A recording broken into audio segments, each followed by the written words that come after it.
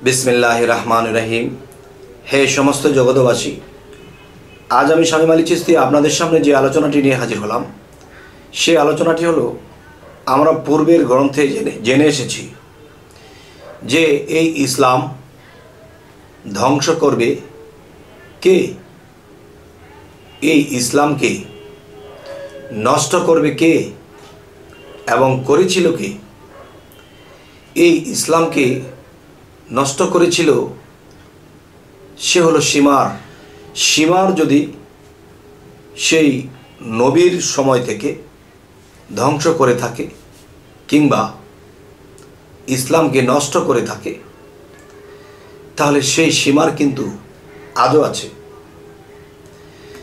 तो एखन सीमार के चिनब कि दिये?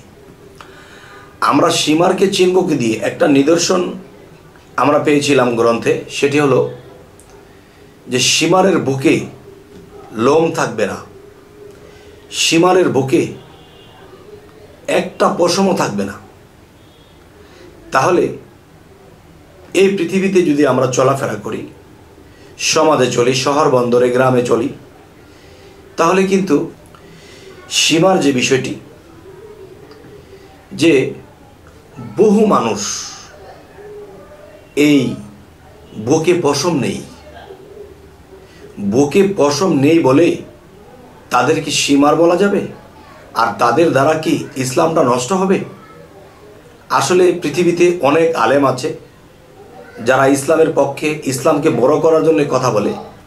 দেখা যায় তাদের বুকেও লোম আছে কারো, আবার কারো টোটালেই কোনো লোম নেই, কোনো পশম নেই। তাহলে যাদের বুকে পশম নেই তারাও কিন্তু ইসলামটাকে জাগ্রত করার জন্য ওয়াজ করতেছে, মানুষকে ইসলামের পথে ডাকতেছে। তাহলে যার বুকে পশম নেই সে তো সীমার, তার দ্বারা ইসলামটা নষ্ট হবে। তাহলে আসলে যাদেরকে সীমার বলি, সীমারকে চিনব বুকে লোম নেই বলে, তবে এই কথাটি তো মানা যাচ্ছে না, প্রমাণ হচ্ছে না। পৃথিবীতে অনেক আলেম আছে তাদের বুকে একটা পশমও নেই। তাহলে আমরা কি বুঝবো? তাহলে আমরা কি বুঝবো যে সীমারের বুকে লোম নেই, পশম নেই? তাহলে সেই সীমারকে আমরা কি করে চিনব? আজকের যে আসল আলোচনাটি করব সেই আলোচনাটি অবশ্যই মন দিয়ে শুনবেন। দেখেন যে এই ইঙ্গিতটা কোথায় করেছে আর মানুষ কোথায় বুঝতেছে, এই বোঝা কিন্তু এখনো অনেক মানুষেরই হয়নি। তাই যাদের বোঝা হয়নি তাদের জন্য আজকের এই আলোচনা। দেখুন, এই পৃথিবীতে অনেক মানুষ শরীয়তের ইবাদত করতে করতে করতে করতে অনেক উচ্চস্তর লাভ করেছে। তরিকতে, মারিফত, হাকিকতের দেশে কোনো মানুষ সাধনা করতে করতে আল্লাহ পর্যন্ত অনেকখানি পৌঁছে গেছে। কিন্তু দেখা যায় এরপরেও লোকটি পথভ্রষ্ট হয়ে যায়, সেই লোকটির লোভে লোভান্বিত হয়ে যায়, সেই লোকটি কেমন জানি হয়ে যায়, যেন পথভ্রষ্ট হয়ে গেল এবং পথ হারা হয়ে গেল। এবং সেই লোকটি সে নিজে তো খারাপ হলো, ইসলামের পথ থেকে বাইরে চলে গেল, তাছাড়া বোঝা গেল কি যে তারা এমন একটা অবস্থানে চলে গেল যে পথভ্রষ্ট হয়ে গেল। তাহলে এতখানি পথ অগ্রসর হওয়ার পরে সেই মানুষটি কিভাবে পথভ্রষ্ট হয়ে যায়, আর এই পথভ্রষ্ট কে করল? আজকের ব্যাখ্যাটি অবশ্যই জ্ঞানীদের জন্য আকর্ষণীয় এবং জ্ঞানীদের জন্য বিরাট এক নিদর্শন। দেখুন, একজন সাধক আল্লাহর পথের সাধনা করতেছে, একজন মুসল্লি আল্লাহর পথে ইবাদত করতেছে, আল্লাহকে সেজদা করতেছে। এই সেজদা করতে করতে সে একটা জায়গাতে পৌঁছাবে। একজন সাধক আল্লাহর পথে সাধনা করতে করতে আল্লাহ পর্যন্ত পৌঁছাবে, কিন্তু পৌঁছানোর আগে হোঁচট খেয়ে সে পথভ্রষ্ট হয়ে যায়। এবং এই পথভ্রষ্ট কে করে? সেই সীমার করে। সীমারকে সেটি হলো, দেখুন যে পৃথিবীতে অনেক উচ্চস্তরে একজন মানুষ চলে গেছে, সেই মানুষটি আল্লাহ ছাড়া কিছু বোঝে না। সেই লোকটি দেখা গেছে একটা সুন্দর নারী, তার রূপে সে আত্মহারা হয়ে গেছে, তার রূপে সে ডুবে গেছে। তার সমস্ত সাধনা পিছনে পড়ে গেছে, আল্লাহ রাসূলকেও ভুলে গেছে, সেই সুন্দরী নারীর রূপে সে মত্ত হয়ে গেছে। যে কখনো বলতো আমি বিবাহ করব না, যে কখনো বলতো আমি এসবের ধারে কাছে যাব না, কিন্তু একসময় সে সেই সুন্দরী নারীর পিছনে ছুটেছে এবং সে একসময় আল্লাহ রাসূলকেও ভুলে ফেলেছে। তখন কি হলো? একটা নারীর পিছনে দৌড়াতে যাইয়া সে এত বড় আল্লাহ ভক্ত, সে পথভ্রষ্ট হয়ে গেল। তাহলে দেখেন, একটা ভালো মানুষ চরিত্রহীন হয়ে যায় একটা নারীর কারণে, একটা ভালো মানুষ চরিত্র নষ্ট হয়ে সমস্ত ইবাদতের ঘাটতি হয়ে যায় একটা নারীর কারণে। কারণ এই চোখের দৃষ্টি এত তীক্ষ্ণ যে তার জীবনে কত নারীকে দেখেছে, তার এরকম মন পড়েনি, কিন্তু একজনকে দেখে তার অবস্থা এমনই হয়েছে, সমস্ত কিছু ভুলে গেছে। তাই আমি বলতে চাই, হে সমস্ত জগৎবাসী, যে আমি কিন্তু একটু আগে একটা কথা বলেছি, পৃথিবীতে অনেক আলেম আছে, অনেক বুজুর্গ আছে, অনেক কামেল মুর্শিদ আছে, এদের বুকে পশম নেই। তারা তো ইসলামকে নষ্ট করছে না, এরা তো ইসলামকে আরও জাগ্রত করছে। কিন্তু বুকে পশম নেই বলেই তাকে কি সীমার বলা যাবে না? তাহলে সেই সীমারটি কে যে ইসলামকে নষ্ট করবে, পথভ্রষ্ট করে দেবে? সেই হলো একটি নারী। একটি নারী মানুষকে পথ বিচ্যুত করে দিতে পারে। তাহলে একজন নারী কি সীমার?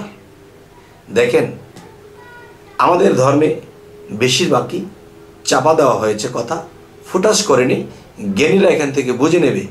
যেমন সূরা হামিমের মধ্যে বলা হয়েছে, কিতাবুন ফুসসিলাত আজাতু কুরআনান আরাবিয়ান, এই এক গ্রন্থ আরবি কোরআন রূপে অবতীর্ণ, এর বাক্যসমূহ জ্ঞানীদের জন্য। তার মানে এই কোরআনটা সকল স্তরের লোকেদের জন্য নয়, জ্ঞানীদের জন্য নিদর্শন।